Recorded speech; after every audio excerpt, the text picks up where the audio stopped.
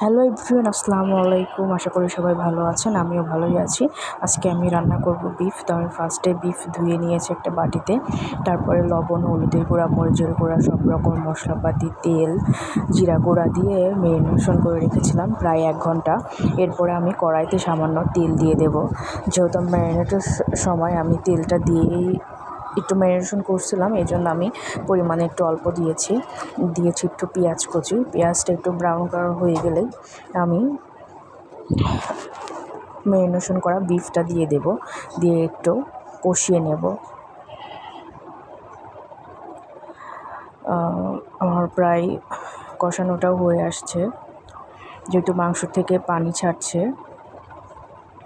তাও আমি সামান্য একটু পানি দিয়েছিলাম। দেখতেই পাচ্ছেন আমার কষানোটা প্রায় হয়ে এসেছে। তারপর আমার কষানোটা হয়ে গেছে। এখন আমি এর মধ্যে দিয়ে দেব পানি। পানিটা অবশ্যই গরম পানি হতে হবে। গরম পানি দিলে মাংসের টেস্টটা ভালো হয়। এই তো আমার রান্নাটা প্রায় হয়ে গেছে। আমি এখন খিচুড়ি নেব বিফের সাথে খাওয়ার জন্য। আর খিচুড়ির সাথে বিফ খেতে অনেক ভালো লাগছিল। রান্নাটা অনেক মজাই হয়েছে। আপনারা অবশ্যই ট্রাই করবেন বাসাতে, আর কমেন্টে জানাবেন কেমন হয়েছে রান্না।